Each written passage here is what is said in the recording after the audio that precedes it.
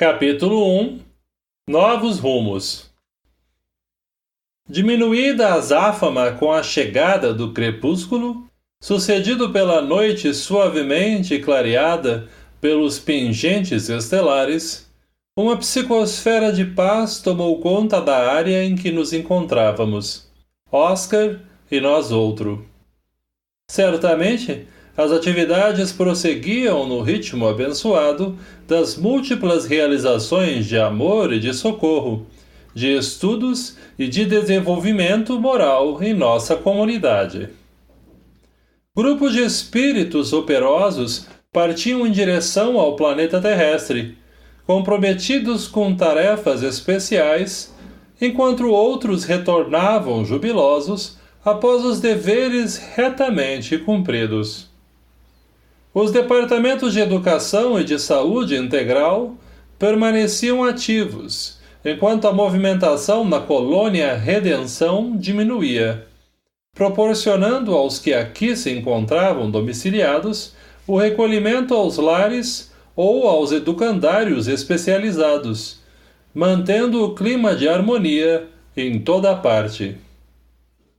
Suave brisa perpassava pela natureza em festa, perfumada pelas flores exuberantes do jardim, onde nos encontrávamos observando a Mãe Terra, ornando-se das claridades artificiais, que pareciam, à distância, diamantes coruscantes cravados no acolchoado de veludo azul marinho que a envolvia. Havíamos silenciado por um pouco, depois das considerações que entretecêramos sobre os últimos acontecimentos que sacudiram a sociedade terrena, após o tsunami que resultara do choque de placas tectônicas no abismo das águas do Oceano Índico. O obituário estarrecedor chegara-nos ao conhecimento enquanto estávamos reunidos em oração pelas vítimas inermes da dolorosa tragédia sísmica. A administração da nossa comunidade destacara 200 de especialistas em libertação dos despojos carnais, a fim de cooperarem com os guias da humanidade, auxiliando aqueles que foram atingidos pela fúria das ondas gigantescas e das suas consequências. Dialogáramos a respeito dos sobreviventes, assinalados pelas dores superlativas advindas, pelas epidemias que já se instalavam na região onde os cadáveres se decompunham, pela miséria defluente das perdas materiais e pela saudade inominável dos seres queridos que foram arrebatados pela morte. A fase mais angustiante se apresentava naqueles dias, quando as sequelas cruéis do infortúnio despedaçavam os sentimentos dos sobreviventes, desanimados e aturdidos. Tivéramos a ocasião de acompanhar em projeções muito fiéis em nosso auditório as cenas terrificantes, comovendo-nos todos até as lágrimas. Também nos sensibilizaram a movimentação e o interesse dos países civilizados, providenciando ajuda imediata ao povo desnorteado, todos contribuindo com valiosa colaboração, capaz de amenizar os flagelos que vergastavam as vítimas, hebetadas umas pelos choques violentos e outras quase alucinadas pelo desespero e pela desesperança. Sabíamos que milhares de espíritos nobres haviam acorrido em auxílio de todos, empenhando-se em resgatá-los das entidades infelizes e vampirizadoras, interessadas no fluido vital dos recém-desencarnados.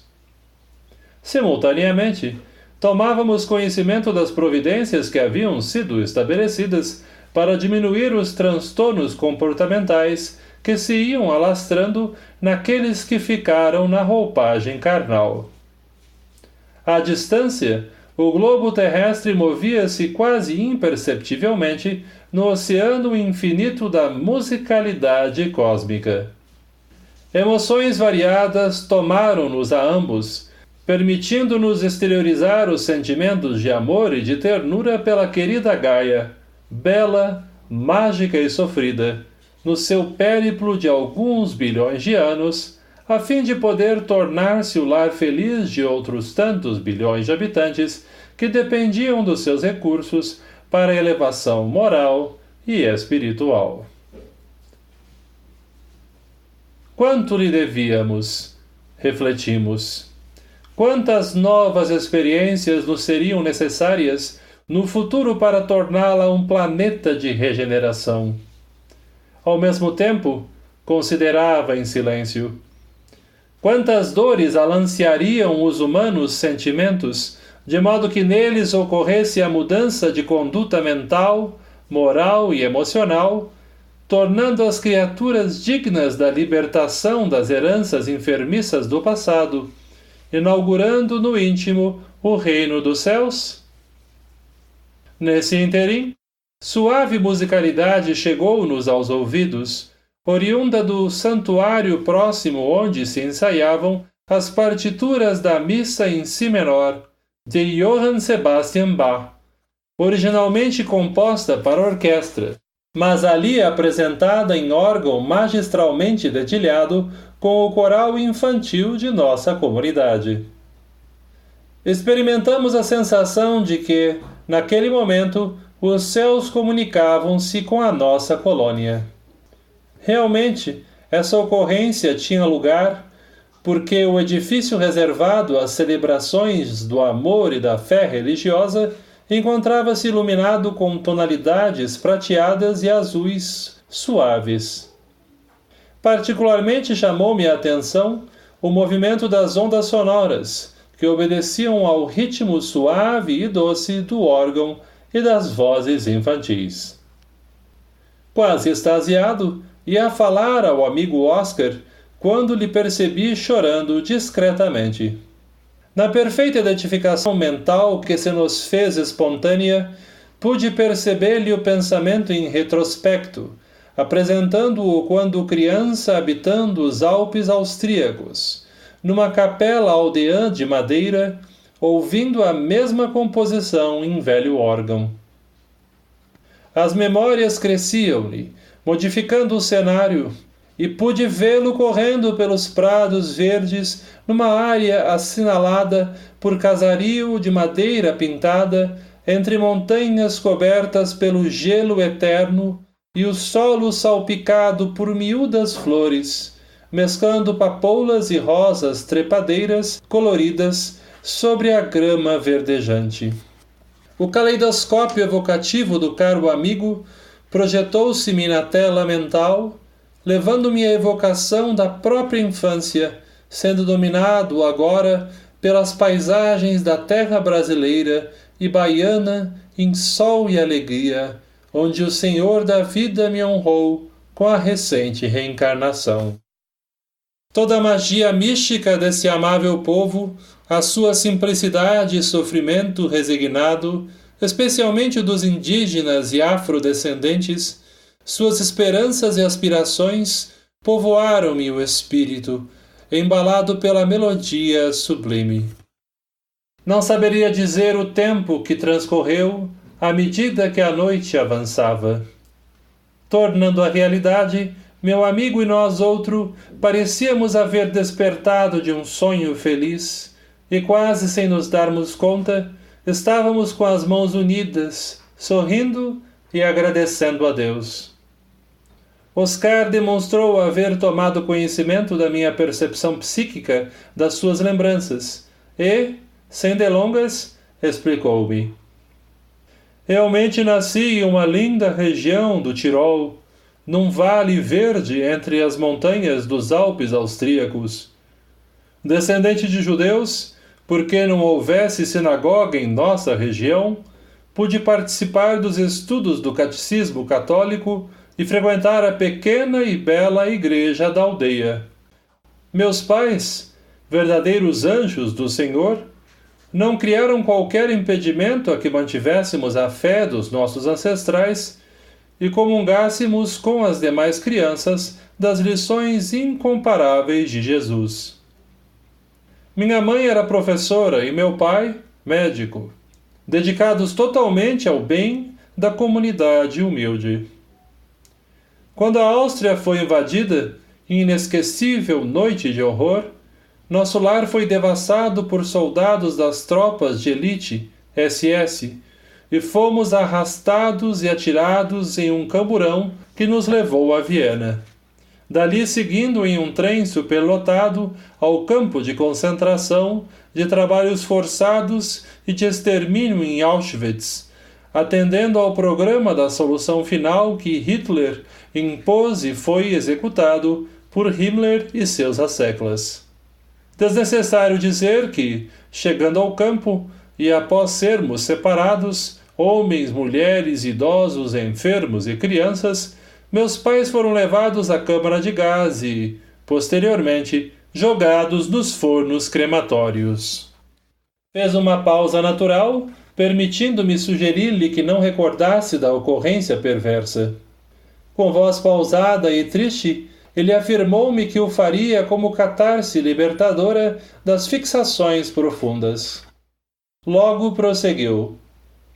Em razão de encontrar-me com mais de 16 anos, fui poupado para os trabalhos forçados ao lado de outros mortos-vivos que se movimentavam automaticamente, tentando manter-se.